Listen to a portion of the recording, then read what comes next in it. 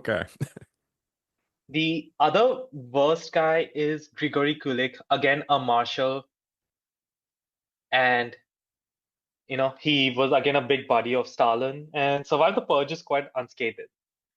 Now, why I actually put him was his career for going to the war started before the war in 1937, actually.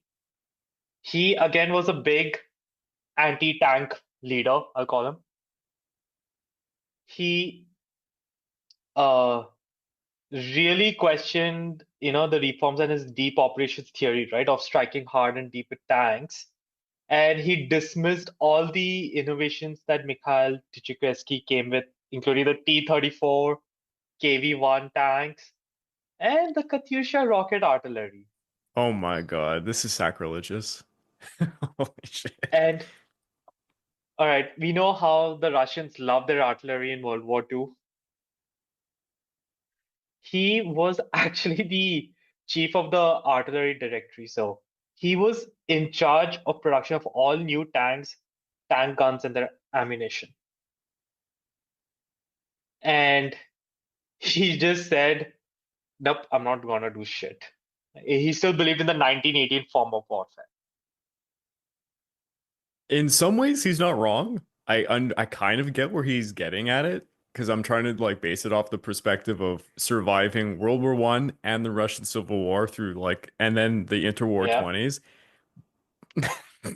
But no, combined arms warfare with reigned supreme in World War Two. But anyways, So he really, in the build-up so he really said that this theory is just bullshit.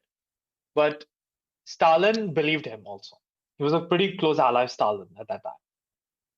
But when Georgy Zhukov won at Khalkhin Kol and utilized tanks quite effectively, the grip that he had, that the theory of deep operations and the use of tanks in modern warfare, even when going up against anti-tank guns, they can still be a potent weapon. That myth was starting to fade. And he also criticized another marshal who was supposed to, get the KV-1 tanks. And Stalin overrode his objections and ordered Kulik to start producing tanks and ammunition. That in the build-up to the Russian invasion of Finland and Barbarossa, he deliberately sabotaged production of tank shells oh my for the God. 76.2 millimeter guns. He sabotaged it. So Wow. that's why Russian tanks and guns had absolutely zero, not zero, but very little ammunition. And yeah, it is said that at the start of the war, no more than 12% of the Russian tanks had a full ammo load. There were very few high explosive, few had any anti-tank rounds and high explosive shells. The primary weapon for most Russian tanks at this point was their machine guns. God damn. Yeah, this guy deserves Yeah. being one of the worst for sure. And and he also did not believe in the use of mines as a What? defense. What? Okay. And it's a weapon of the weak. That's A weapon of the that's why weak. Okay. that that's why at the start of Barbarossa, none of the Soviet approaches that the German armies used were mined. Why? Because hey, he's in charge of munitions. Well, He also briefly in the uh, invasion of Finland, right? He did a pretty poor job as commander of the artillery. Now, I'm not sure why would you put a guy who hates artillery and everything here. And he disastrously led the Leningrad front, which resulted in Zhukov coming to stabilize the front. And, you know, that's where his career ended for good. And, while he still maintained that political position for a bit, on 22nd June, it was taken away. And This guy actually had a sad fall from grace because Stalin had him court-martialed and demoted from Marshal of the Soviet Union to Major General Ouch. in 1942. And only because Stalin was like, I still consider you a bit of a friend, that he was saved from the firing squad. And he never really had any major role, and he would be arrested in 1947 and executed in 1950 on the charges of espionage.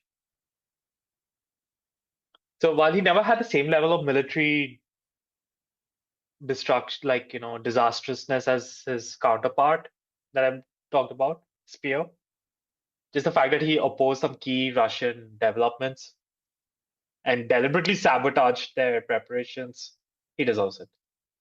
Now, I think, as you mentioned, I'm not putting Zhukov as the best Russian general. I'm actually putting a guy that Stalin encouraged to be his rival, Marshal Ivan Konev, as the best. There's a lot of And angry noises. yeah, and so at the start of the war during Barbarossa, he commanded the 19th Army, fought a series of successful defensive retreats, and that helped slow the momentum in the advance to Moscow.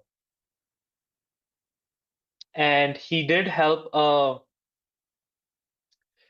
big win in like helping with the Soviet counterattack in front of Moscow. And even though there was also another failed offensive that he and Zhukov were a part of, it did not really diminish his standing with Stalin, because he's not really cost them as much as every other general we've discussed.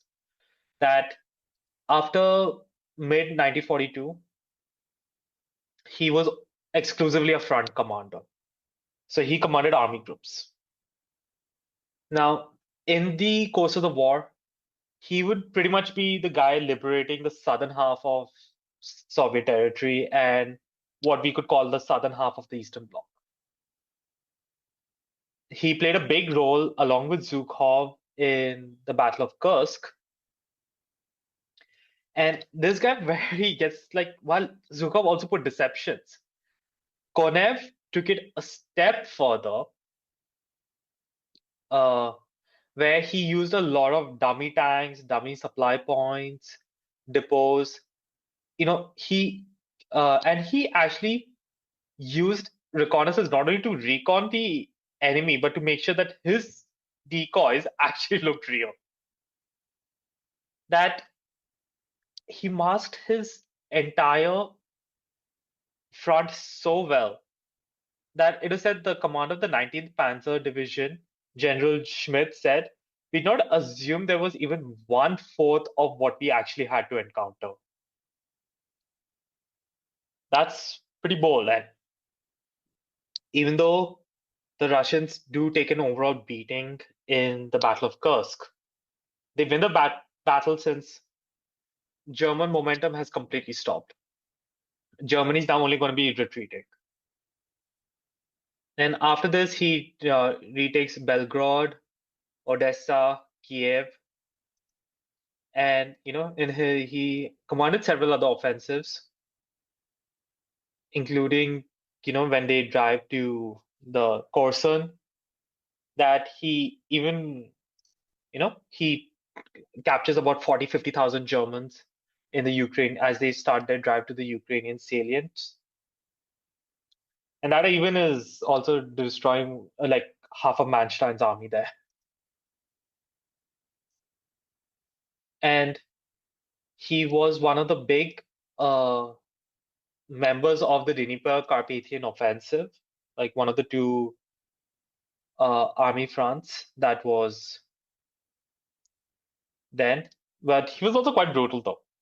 Captured prisoners were just left to be killed by the Cossacks Yeah, on his but orders. that's not special. The Soviet, Yeah, like, let's be honest, that the Eastern Front, there was just no mercy. It was brutal. true enough. Yeah, but he did he was quite proud of that fact. And yeah, he was made a marshal of the Soviet Union. And this ruthlessness actually got him Stalin's favor for good.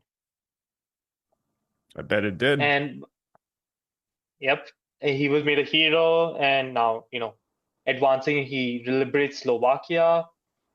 And when you have the Battle of Berlin, the final charge, he Hmm. is pitted against Zhukov. Stalin deliberately encourages it. And the funny thing is, his Southern Front actually does far better in its advances to Berlin.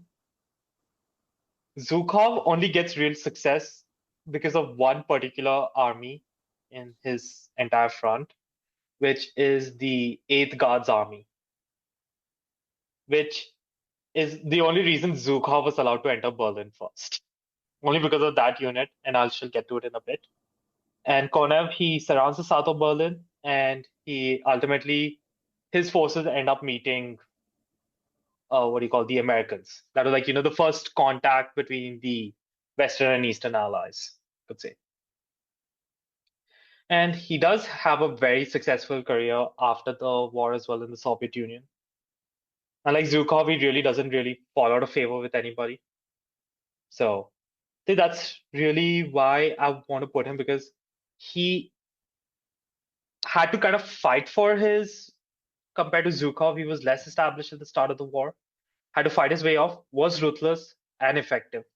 Can't deny the effectiveness. And I think the only reason he did not capture Berlin was just Stalin's orders and nothing Hmm.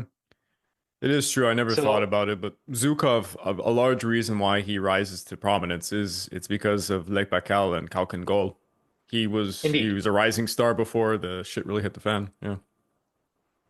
yeah. Now the guy that I do want to spend a little bit, who I feel is also a very underrated general, is in Marshal Vasily Chukyov, the hero of Stalingrad. Now, this man, he commanded the Russian 62nd Army during the defense.